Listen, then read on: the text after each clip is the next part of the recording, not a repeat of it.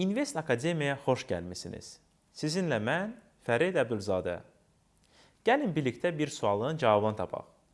Müasir dünyada bir insan uğurlu hesab olunmaq üçün hansı bacarıqlara malik olmalıdır? Misal üçün 17-ci əsrdə mütləq şəkildə özünü yəhərdə saxlamalı və qılıncla mükəmməl sahib olmalıydı. İndi bu bacarıqlar çox egzotik sayılır və real həyatda heç bir köməkləri dəymir. Keçən əsrin 90-cı illərində kompüterdə işləmək, traktor idarə etmək kimi professional fəaliyyətin bir növü idi. Bu günlərdə isə yazıb oxumaq, kompüter və smartfon istifadə etmək adi bacarıq sayılır və gündəlik həyatımızın bir hissəsidir. Uğurlu insan üçün öz əməyin nəticəsini idarə etmək ən vacib bacarıqlardan biridir. Gec və ya tez hər birimiz maliyyə müstəqilliyi barəsində düşünürük. Hamımız özümüzə layiqli qocalıq və övladlarımıza təminatlı gələcək barəsində planlar qururuq. Amma bunlara necə nail ola bilərik? Cavab: müxtəlif maliyyə aktivlərinə investisiya bacarıqlarını inkişaf etməklə. Necə orta əsrlərdə qılınc tutmaq mütləq idi, indi də uğura çatmaq üçün bu mütləqdir. Niyə özünüzü maddi cəhətdən təmin etmək belə vacibdir? Öz sahənizdə professional olmağınız heç bir halda ailənizin maddi rifahını və ya varlı qocalığını zəmanət ola bilməz. Hətta indi aldığınız yaxşı maaş belə zəngin gələcəyə zəmanət deyil. Misal üçün, görkəmli yazıcı Oscar Wilde və məşhur bəstəkar Mozart son günlərində kasıb olublar. Əksər hallarda qazandığı pulları hamı öz istehlakına xərcləyir. Necə deyərlər, maaşdan maaşa yaşayır. Bundan savayı bir çoxları kreditlə pul götürür və ailə büdcəsinin böyük hissəsi məhz onların ödənişinə gedir. Bu gedişlə insan işə götürəndən, bankdan və dövlətdən asılığa düşür. Demək olar ki, hər birimiz mütəmadi olaraq maliyyə azadlığı, təmin olunmuş qocalıq və övladlarımızın gələcəyi barəsində düşünürük. Siz deyə bilərsiniz ki, axı dövlət də bizim qeydimizdə qalır. Aylıq gəlirimizin müəyyən hissəsi pensiya fonda yönəlilir və pensiya yaşına çatdıqda hər birimiz dövlət tərəfindən müəyyən olunmuş aylıq təqaüd alacağıq. Lakin gəlin boynumuza alaq ki, pensiya miqdarı çox azdır və hətta bir nəfərin xərclərini tam ödəyə bilmir. Bütün həyatı boyunca işləyən əksər təqaüdçülər demək olar ki, kasıb həyat yaşayırlar. Bu səbəbdən dünyada hər bir insan mütləq şəkildə öz maliyyə vasitələrini idarə edib, onları artırmalıdır. Əgər maaşınız varsa, mütləq onun bir hissəsini kənara atın. Heç olmasa 10%-ni. Pulu yığaraq investisiya edin. İnkişaf etmiş ölkələrdə situasiya tam fərqlidir. Hər birimiz küçələrdə xaricdən gələn, gülümsəyərək razı gələn turistləri görürük. Onların əksəriyyəti yaxşı olur. İnanın mənə, onlar heç də bankir, hansısa məşhur və ya təqaüddə olan oliqarx deyirlər. Onlar sizin kimi, mənim kimi sadə insanlardır. Sürücü, satıcı, usta və s. Amma həmin insanlar öz həyatlarında həzz alıb, növbəti maaşının gözləməməsinin səbəb nədir? Niyə inkişaf etmiş ölkələrdə yaşlı insanlar rahat səyahət edib, maddi problemlərlə qarşılaşmırlar?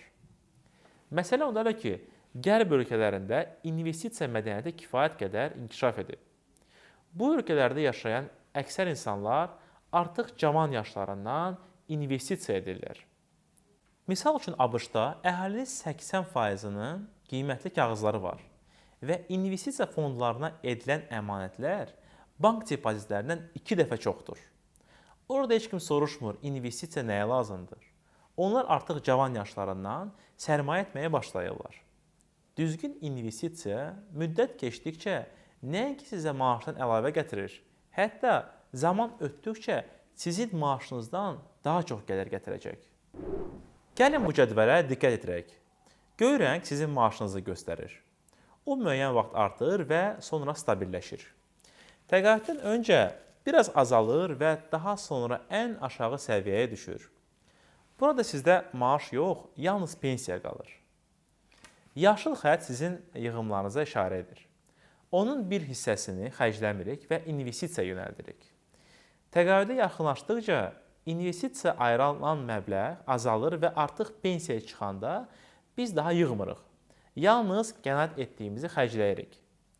Əmanət və investisiya modeli sayəsində biz hətta təqaüdə çıxdıqdan sonra həyatın yüksək standartlarına öyrəşdiyimiz xərcləri qoruyub saxlamaq imkanı qazanırıq. Sarı xətt investisiya gəliridir. Birinci model həyat ərzində öncədən yığılmış vəsaitin və investisiya gəlirlərinin istifadəsini nəzərdə tutur. İkinci model isə yalnız investisiyadan gələn gəlirin istifadəsini nümayiş etdirir. Bu halda yığılmış məbləği investor öz vərəsələrinə saxlayır. Müasir dünyada investisiya nəyə lazımdır sualı eşitdikdə çoxları bu sahənin yalnız seçilmiş və öncədən böyük kapitalı olanlara uyğun olduğunu düşünür. Lakin bu heç də belə deyil. İnvestisiya bazarına girmək üçün böyük məbləğlər lazım deyil. Növbəti videolarımızda biz sizə Azərbaycanda mümkün olan investisiya alətləri barəsində danışacağıq. Bank depozitləri, istiqrazlar, daşınmaz əmlak, səhmlər və s. Həmçinin sizə yerli və xarici şirkətlərə investisiya yollarını izah edəcəyik. Bundan savayı qiymətli metallar, neft, qaz, yaşıl energetikaya, yüksək texnologiyalara, istehlak sahəsinə, Kitay səhmlərinə və s. sahələrə investisiya imkanlarını göstərəcəyik. İnvestisiya olunan pullar günün 24 saatı, həftənin 7 günü öz sahibinə işləyirlər. İnvestisiya gələcək kapitalınızın və rifahınızın bir növrəsidir. Məhz bu səbəblərdən inkişaf etmiş ölkələrdə investisiyalar çox populyardır. Ölkənin iqtisadiyyatına sərmayə olunmuş məbləğlər çox böyük olur. Əgər biz də ölkəmizdə rifah və həyat səviyyəsini artırmaq istəyiriksə, mümkün qədər investisiya etməliyik. Ümid edirik ki, indi sizə aydın oldu niyə investisiya etmək lazımdır. Birincisi, bu indiki və gələcək maliyyə durumunu düşünən hər kəs üçün vacib bir bacarıqdır. İkincisi, bu ölkə iqtisadi üçün çox xeyirlidir. İnvestisiyadan gələn aylıq gəlir maaşdan çox olması bir nağıl deyil, real statistikadır. Və heç bir halda investor olmaq yalnız imkanlı şəxslər üçün olduğunu düşünməyin. Bu, hər birimizin üçün mümkündür. Misal üçün, investisiya fondlarına və səhmlərinə investisiya üçün 100 manat kifayət edir. Seçim sizindir. Bu 100 manatı axşam sushi sifariş vermək və ya real işə başlamaq. Qiymətli kağızlar üzərində qazanmaq yollarını və hansı riskləri nəzərdə saxlamaq lazım olduğunu bilmək üçün bizim YouTube kanalımıza abunə olun. Fond bazarında ətraflı öyrənmək və ən aktual məlumatları əldə etmək istəyirsinizsə, Invest Akademiyanın Telegram kanalına abunə olun. Diqqətiniz üçün təşəkkür edirik. Növbəti görüşlərə qədər.